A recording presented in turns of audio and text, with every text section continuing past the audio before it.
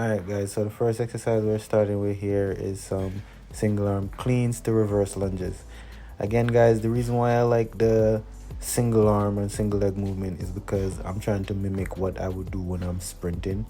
So I'm always trying to isolate one side of my body and get onto the other side of my body and try to balance my weight out, because that's what you're fighting with when you're trying to sprint as fast as you can. So I'm doing 8 reps per side and I'm doing 2 to 3 sets, and taking it nice and easy, focus on my form, and this would be my beginner exercise. This is how I would start the workout. So right here we're just switching up the angles because YouTube, the viewers on YouTube love when you switch the angles up, So me as a 2-time Olympian, I go up my way to walk to my camera between my reps and sets to change the angle to please my viewers. That's how much I care about you guys. So if you haven't subscribed to the channel, I'm dropping content over here weekly on how to improve strength, how to improve speed. So tap in with me and let's keep it going. So right here I'm on my last round, and again I change the angle for you guys. The goal is hip movement, stepping back, pulling that kettlebell up, and then repeating the same thing on the other side.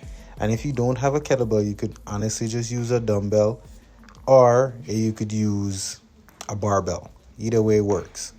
So the next exercise I'm getting into here is some weighted high knee marches. So again guys, because this is a warm-up exercise, I'm just trying to focus on going slow and focus on full range of motion with all of these movements, right?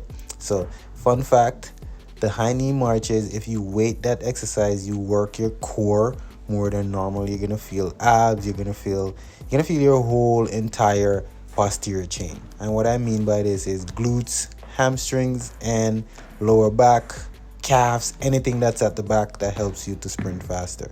So the goal is to go slow and focus on full range of motion. And I'm doing 2 sets and I'm only walking for 10 meters at a time.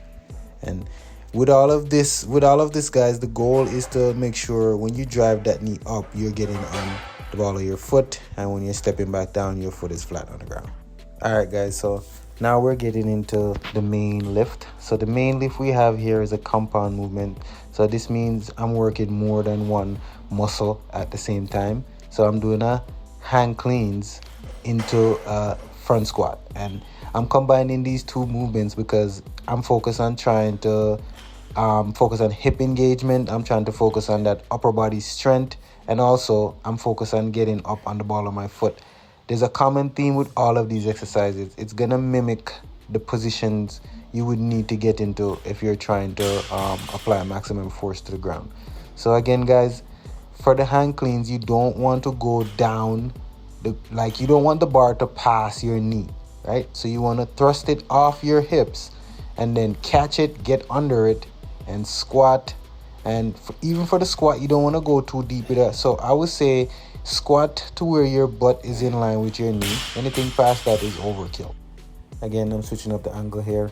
So what I'm focused on is control movement, foot staying flat on the ground, and I'm not rushing my reps either.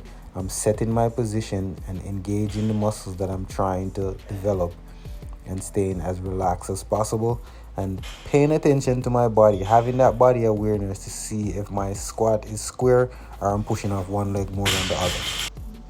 So the upper body exercise I chose today was bench press, and so I'm not really a big fan of pressuring your upper body too much with heavy weights as a sprinter. So if you notice, my weight is not heavy, and what I'm focused on is full range of motion again and trying to move the bar as fast as I can. So if you don't have a barbell, another method you could try, which I find this method to be way more effective, is to use dumbbells and then go a little bit slightly heavier and alternate press your weights to just for that offset and this forces you to engage your abs a little bit more, forces you to engage your lower back a little bit more, which are all the things that you're gonna need when you're trying to sprint as fast as you can. So the next thing I'm getting into here is some knee drives, some weighted knee drives. So I'm standing on top of this box, so the weight, so I'm trying to get full range of motion. So I'm trying to have my foot that I'm driving past my other foot and then drive my knee up. This is for balance, this is for coordination, this is for proprioception. This is all the things that you're gonna need to have a good understanding of if you're trying to run as fast as you can. Any sport that you're trying to do, you have to have good balance, you have to have good coordination, so exercises like these are very technical, they're very great, they're very good for developing overall hip flexor strength. And this is an advanced one here, guys. So I'm doing a deep single leg squat to stand with knee drive, and I'm weighted at the front, so I have a kettlebell that I'm pressing out in front of me. So again, the theme is one leg onto the next leg. So if you notice, I'm always isolating one leg and focusing on trying to maximize the strength on one leg and then on the other leg, right? So the goal is not to overwhelm yourself with a bunch of exercises, is to get really good at doing certain exercises that you could then translate into sprinting or running. So next thing I'm doing here is some weighted crunches. This is pretty simple and standard, so